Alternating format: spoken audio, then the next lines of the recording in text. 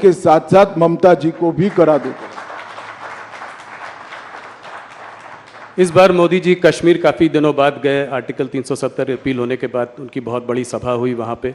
क्या आप लोगों को उम्मीद है कि वहाँ चुनाव में आप लोग अच्छा करेंगे? कश्मीर वैली में कोई अकाउंट खुलेगा? देखिए, कश्मीर वैली में भारतीय जनता पार्टी के अकाउंट खुलना न खुलना ये बड़ी बात नहीं है, परंतु 3 परिवारवादी पार्टियों ने, Congress party, NC national conference और पीडीपी, ये 3 परिवारवादी पार्टियों ने वहां पर लोकतंत्र को पनपने नहीं दिया। आजादी से अब तक वहां पंचायत चुनाव नहीं हुए। पहली बार हमने 30,000 पंच सरपंच को चुनाव कराया, तहसील पंचायत बनी, जिला पंचायत बनी। पहले वो 3 पार्टी जिसका चिट फाड़ते थे वही नेता होते थे। मैं घाटी के मुसलमान भाइयों बहनों को कहने आया हूं कि आप कृपया अगर चाहते हैं कि जमहूरियत पाताल से नीचे तक चली जाए, लोकतंत्र पाताल से चली जाए, इसके मूल पाताल से नीचे जाना है, तो ये 3 परिवारवादी पार्टियों को साफ कर दो। जिसको वोट देना है ना इसको दो, परंतु कश्मीर में तभी जाकर लोकतंत्र आ रहा है। ये 370 का हवा बनाए थे भारतीय जनता पार्टी की सरकार ने, मोदी जी ने 370 को समाप्त कर दिया। आज हर कश्मीरी को 5 लाख से ज़्यादा स्वास्थ्य का मिलता है, पानी मिल गया, चावल मिल रहा है, सारी स्वास्थ्य की सुविधाएं मिल गई है, बड़े बड़े इंस्टीट्यूशन आए हैं। 2 करोड़ से ज़्यादा यात्री अब आज कश्मीर में जा रहे हैं। कश्मीर में 30 साल के बाद थिएटर खुले हैं। कश्मीर में 30 साल के बाद ताजिया का जुलूस निकल रहा है, मुहर्रम का जुलूस निकल रहा है। ये लोकतंत्र की बहाली के कारण हुआ है जी। एक बार कश्मीर की जनता ने हिम्मत करना चाहिए।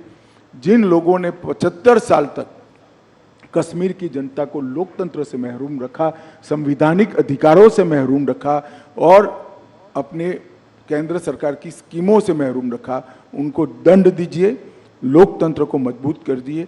भारतीय जनता पार्टी को वोट दीजिए, जिसको देना है इसको दीजिए, परंतु घाटी में एक बार ये 3 परिवारवादी पार्टियों को सबक सिखाना चाहिए। कश्मीर में चुनाव कब होंगे? ये मैंने आपसे सवाल बहुत बार पहले भी पूछा है। इस बार बोला गया कि पैरामिलिट्री फोर्सेस की कुछ कमी है क्योंकि नेशनल इलेक्शंस हो रहे हैं तो नहीं हो पाए, तो इसका मतलब जल्दी होने चाहिए। सुप्रीम कोर्ट ने ऑर्डर ही किया है सितंबर तक कराने का। जी, तो उसके तो आउटर लिमिट है, सितंबर के पहले हो जाएंगे। एक सवाल जो कि बार बार होता है, आप लोगों का नारा था कि मंदिर वहीं बनाएंगे, वो आप लोगों ने बनवाया, प्राण प्रतिष्ठा हुई। एक और नारा है जो है अभी तो ये झांकी है, काशी मथुरा बाकी है, तो क्या ये अगले उसमें 5 साल में देखने को मिलेगा? देखिए, ये सारे मसले कोर्ट में लंबित थे, इस पर मेरा अभी कुछ भी कहना उचित नहीं है, परंतु मैं एक बात जरूर कहना चाहता हूँ। राम मंदिर में हमारा पालमपुर कार्यकारिणी का भारतीय जनता पार्टी का वादा था कि हम संवैधानिक रूप से प्रभु श्री राम का भव्य मंदिर अयोध्या में बनाएंगे।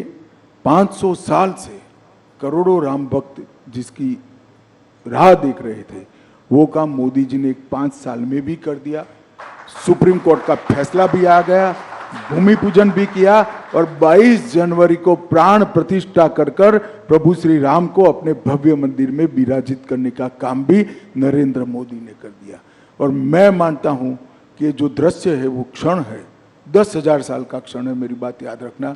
10,000 साल तक न केवल भारत, दुनिया इस क्षण को भुला नहीं पाएगी। और ये बहुत बड़ा लोकतंत्र का उदाहरण है, क्योंकि भारत में हिंदू मेजोरिटी में होने के बावजूद भी 75 साल तक हमने राह देखी कि हमें कोर्ट ऑर्डर करे, उसके बाद ही हम मंदिर बनाएंगे। और पूर्ण तरह संवैधानिक रूप से कोर्ट के ऑर्डर से मंदिर बनाया। दुनिया में ऐसे उदाहरण बहुत कम मिलते हैं जो भारत ने दिया है, और उसका मोदी जी के समय में होना, भाजपा के समय में होना, हम सबका सौभाग्य हम मानते हैं। जी, बस कुछ सवाल, 2-3 सवाल और आपको मैं उत्तर प्रदेश के बारे में सवाल पूछे बिना नहीं जाने दे सकता। क्या इस बार उत्तर प्रदेश में आपकी परफॉर्मेंस 2014 से भी ज़्यादा अच्छी होगी? निश्चित रूप से 73 सीटें थी। निश्चित रूप से हम उत्तर प्रदेश में हमारा अब तक का सबसे अच्छा परफॉर्मेंस करेंगे, 2014 से भी ज़्यादा सीटें। इसका मतलब रायबरेली में आप जीत सकते हैं, कन्नौज, मैनपुरी, आजमगढ़, इन सब में सीटों के नाम पे न पड़िए। पूरी उत्तर प्रदेश की जनता परिवारवाद से त्रस्त है। इस बार परिवारवादी पार्टियों को जनता सबक सिखाएगी, ऐसा मुझे भरोसा है। आपसे हर बार जब इंटरव्यू करते हैं तमाम सवाल पूछते हैं, देश भर की बातें होती हैं। गृह मंत्रालय के कुछ अचीवमेंट्स बताइए जो 5 साल में जो आप सबसे बड़ा मानते हैं। देखिए, कोई अचीवमेंट बड़ा या न छोटा नहीं हो सकता। हर अचीवमेंट की अपनी जगह पे एक अहमियत होती है। छोटे से छोटा फैसला बहुत बड़ा हो सकता है अपनी जगह पे। जैसे मैं कहता हूँ, जब 5 किलो RDX पकड़ा जाता है तो लोगों को लगता है, इतना कॉलम आता है कि आज 5 किलो RDX पकड़ा गया। अगर वो न पकड़ा जाए तो 2000 लोग बम धमाके में मारे जाते हैं। तो ये तो नज़रिए का सवाल है। मगर मैं निश्चित रूप से कहना चाहता हूँ, कश्मीर के अंदर शांति, नॉर्थ ईस्ट के अंदर 10 से ज़्यादा समझौते कर 9000 से ज़्यादा उग्रवादियों को सरेंडर कराना, वामपंथी उग्रवाद लगभग समाप्त कर देना, नारकोटिक्स पर कठोरता से लगाम खींचना और ढेर सारी चीज़ों में देश की आंतरिक सुरक्षा को हमने सुरक्षित करने का काम किया है। डिजास्टर मैनेजमेंट जो मोदी जी का एक देश भर में मोदी जी का ही इनिशिएटिव है, उसको भी मोदी जी के नेतृत्व में इनके सीधे गाइडेंस के तले गृह मंत्रालय ने आगे बढ़ाया है। ढेर सारे काम हुए हैं, परंतु मैं देश की जनता को एक ही बात कहना चाहता हूं, चाहे समाज कल्याण विभाग हो, चाहे रक्षा मंत्रालय हो, चाहे गृह मंत्रालय हो, चाहे वित्त मंत्रालय, हर मंत्रालय में आज़ादी के 75 साल में अगर सबसे अच्छा परफॉर्मेंस हुआ है तो ये 10 साल में हुआ है। और 10 साल में देश की सूरत और सीरत दोनों बदली है। देश को दुनिया में सम्मान मिलने लगा है। आज भारत क्या बोलता है वो मैटर करता है। भारत का पासपोर्ट लेकर कोई जाता है तो सम्मान के साथ उसको देखा जाता है। और भारत के भविष्य पर न केवल भारतीय, पूरी दुनिया को विश्वास है कि आने वाले 25 साल भारत के 25 साल है। मोदी जी जब देश की जनता का आशीर्वाद लेने आए हैं, तब हमारे पास 10 साल का ट्रैक रिकॉर्ड भी है और 25 साल का एजेंडा भी है। विपक्ष के पास ना ट्रैक रिकॉर्ड है, ना एजेंडा है, ना नेता है, ना नीति है। भारतीय जनता पार्टी एक कॉन्क्रीट एजेंडे के साथ महान भारत की रचना की कल्पना लेकर आप सबके सामने आ रही है। आप समर्थन करिए, मोदी जी को आशीर्वाद दीजिए, भारतीय जनता पार्टी को आशीर्वाद दीजिए। और आशीर्वाद दीजिए तो थोड़ा बहुत मत दीजिएगा, 400 पार करा दीजिएगा। इतनी ही मेरी आप सबसे विनती है।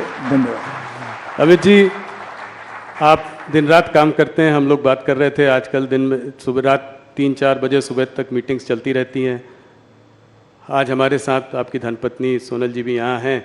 तो घर के लिए समय कैसे निकालते हैं? हम लोग वर्क लाइफ बैलेंस की बात करते हैं, ये वर्क वाइफ बैलेंस कैसे होता है? देखिए, वो कोई सार्वजनिक बात नहीं है, मगर मैं आपको बताता हूँ कि मैं परिवार के लिए समय नहीं निकाल सकता। परिवार मेरे लिए समय चुनकर निकाल लेता है, तो हमारा बैलेंस बना रहता है और इसमें परिवार का बड़ा रोल रहता है। अमित जी, बहुत बहुत धन्यवाद, आप हमारे साथ जुड़े। आपने बहुत सवालों के जवाब दिए, 1 घंटे हमसे बात करी। आपका बहुत बहुत धन्यवाद।